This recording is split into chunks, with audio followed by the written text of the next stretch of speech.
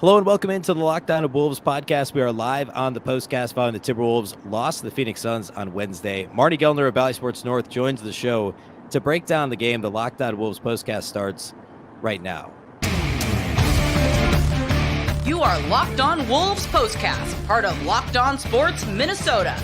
Your team every day.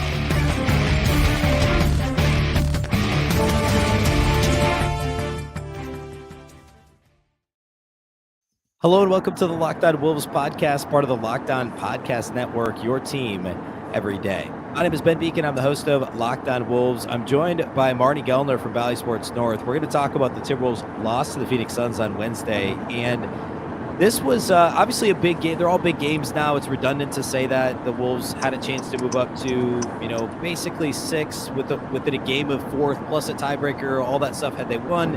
Unfortunately, they lost. They're alone in 7th place now. And there's a lot of different ways we could take this game. The Wolves actually led at halftime. They were up double digits early in the third quarter, played pretty well for the first 2+ quarters. But then things kind of fell apart. And for me, the headline from this one was the sloppy offense and the turnovers more than anything else. The Wolves finished this game with, 21 turnovers, I believe? Yeah, 21 turnovers to only 8 turnovers for Phoenix. To me, that's the headline in this one. Yeah, and it was uncharacteristic. The offense, especially in the fourth quarter, it was clunky. There weren't a lot of smart plays made. And I know the team has been battling this sickness that Chris Finch described as, he didn't say stomach flu. It was intestinal virus or something like that, a classic Chris Finch description. So I wondered how much of that kind of played into a little more of a lethargic looking team and a little more clumsy and klutzy and just messy.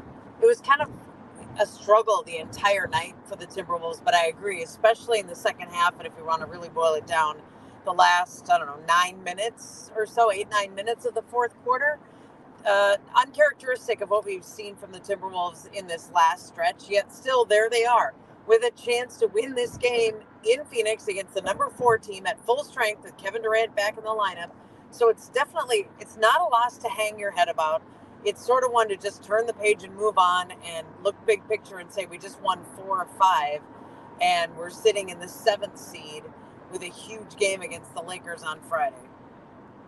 Yeah, and it was weird for the turnover thing and the offense in general. I thought was weird. I mean, like Monday against the Kings, the Wolves only turned it over 6 times, played a really clean game, got to the line a bunch themselves, and it was just a feel-good road win. And then in this game, they're actually leading early in the third. The offense is mostly pretty solid in the first half of this game, and then they finish with 21 turnovers, and so many of the turnovers were dead ball, moving screens. I think, I have to go back and look, but Rudy Gobert committed 6 turnovers. I believe 4 of them were moving screens. Karl-Anthony Towns committed 6 turnovers. At least 2 of his were as well. So the Wolves had at least 6 essentially just moving screen foul calls in this game, and that's a bunch of those turnovers. Kyle Anderson also had 5 turnovers, and I think all of his were just bad passes. But it was just a disjointed, sloppy offensive performance on the heels of a really, I think, clean performance, balanced performance in Sacramento. Yeah. And like you mentioned the illness going around the team. Clearly, Kyle Anderson was questionable. We know Anthony Edwards has been sick, among others.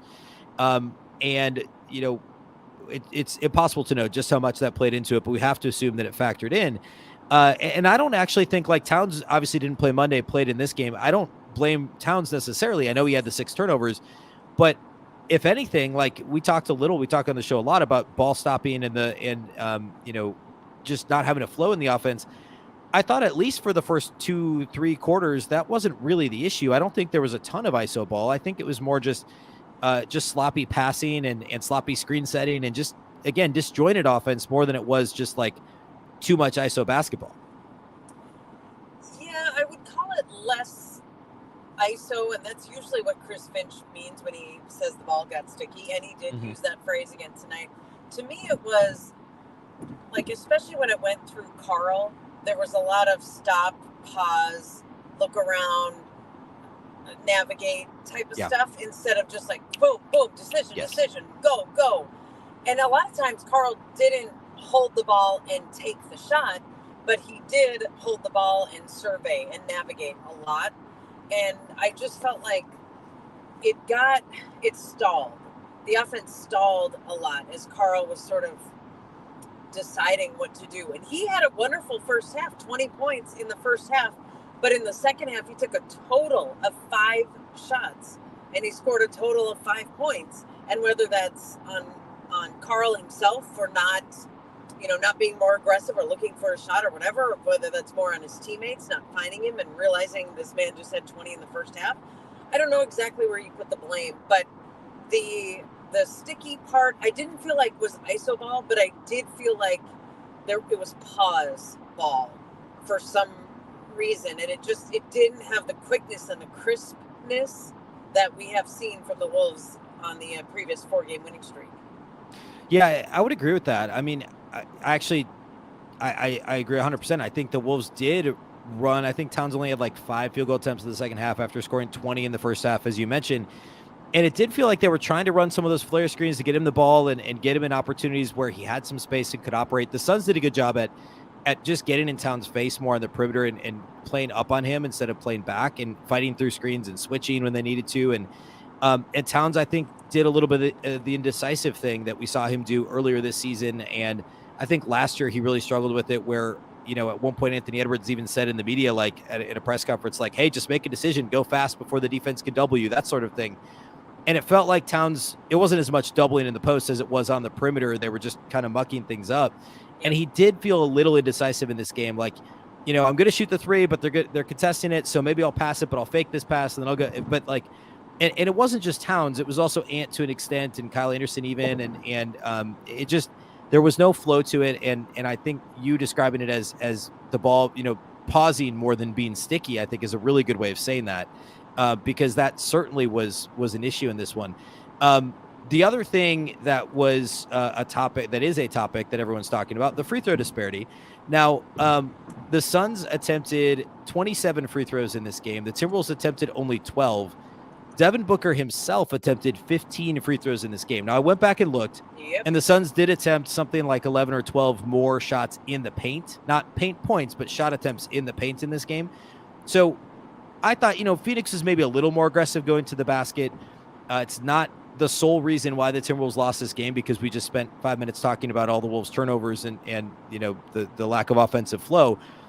But the Timberwolves only got to the line 12 times, and no matter who you want to blame for that, I mean, if you shoot 15 less free throws than the other team, that's a big discrepancy to try and make up. It was something that was starting to frustrate players. There was a timeout where Anthony Edwards went to the bench, and he was almost like holding his head in his hands with disbelief, and he was flailing his arms a little bit, like he just couldn't quite accept it or know how to get past it. I feel like it was obviously frustrating Rudy Gobert. We've already talked about this with his screens, and he apparently lit up the official his post-game comments with no fear of fines there. But I feel like the fouls were pretty consistent, at least against Minnesota. Like, all those moving screens were called all night long, and we just kept setting moving screens. And maybe you feel like that should not be a foul, but once it's been called over and over and over and over in the same game, then I guess it's on the player sometimes too to go, okay, well, I guess I can't do that tonight. And I don't feel like the Timberwolves really ever did that. But the Chris Finch said something about like it benefits a team when you address it with the officials, like Monty Williams had done with the officials. And then Chris Finch read off the fouling or the free throw discrepancy in this game right from his stat sheet and said something like, yeah, I guess it did benefit them tonight. Like putting it right on them. Like this wasn't just coincidence. And I don't know how you want to look at it, but it was a factor in the game. When one individual shoots more free throws than an entire team combined, it is a factor. Tonight's postcast is brought to us by our friends at FanDuel. The college basketball tournament is on to the Final Four this weekend, the championship after that. There's no better place to get in on the action than with FanDuel, America's #1 sportsbook. That's because right now FanDuel is giving new customers a no-sweat first bet up to $1,000. That's up to $1,000 back in bonus bets. If your first bet doesn't win, just go to FanDuel.com/lockedon and sign up today to claim your no sweat first bet. Then you can wager on everything from the money line to point spreads to which team will be cutting down the nets. All that is on an app that's safe, secure, and super easy to use. Don't miss your shot at a no sweat first bet up to $1,000 when you join FanDuel today. Just go to FanDuel.com/lockedon to sign up. Make every moment more with FanDuel. Another thing I think that the Wolves actually did pretty well in this game, they competed on the glass. They ended up actually with an advantage rebounding the ball. We've talked about how they've been much better there recently on the glass than they were earlier this season. I also thought they did a pretty good job defending, especially the first 2.5 quarters or so. On the perimeter, I thought Jaden McDaniels came out mostly guarding Devin Booker. Anthony Edwards was mostly guarding Kevin Durant. And they both did a really good job. I mean, Durant started the game like 0 for 6, like 1 of 10 or something like that. And even Booker was making shots, but he was making really tough shots early. The Wolves actually didn't get called for a foul, I don't think, at all in the first quarter, which is what makes this extra weird, is that like all of these free throws for the Suns were in the final 3 quarters of the game. But in the first quarter, they were doing such a good job contesting all of Booker's shot attempts. And also Kevin Durant's. And I was impressed with the Wolves' perimeter defense. And then late in the game, it was just a little bit more of Booker getting to the line, Chris Paul doing what Chris Paul does, which is slowing things down, operating pick and roll, getting the ball to DeAndre Ayton. Like what the Wolves did so well early, it just kind of faded as the game went on is kind of what it felt like. And they couldn't get out of their own way. They couldn't take advantage of a break like that. The foul that Devin Booker went to his right and made this incredibly tough shot, or actually attempted an incredibly tough shot. And Anthony Edwards was called for a foul, and this was with 2.5 minutes left or something like that. And it got reviewed and reversed, and they called a jump ball because there was no imminent possession. So they go to half court to jump it up, and it kind of rattles around on 2 people, and DeAndre Ayton, who was the guy in the circle jumping it up, ended up with the basketball. And that was one of the times when Anthony Edwards was so pissed off. Yeah. And he couldn't even play defense for a minute because he was just so rattled by that. And that's what I'm talking about. Like, you win this challenge. There was no foul on the play. That was a huge call. And then they couldn't get the jump ball out of it. I mean, it was a weird toss. It was a weird tip. It just it was kind of a microcosm of the game, ugly and disjointed. Yeah, that one stuck out to me too. That's a good call. And because the toss was like completely to the other side, to the side where all the Suns players were towards their basket.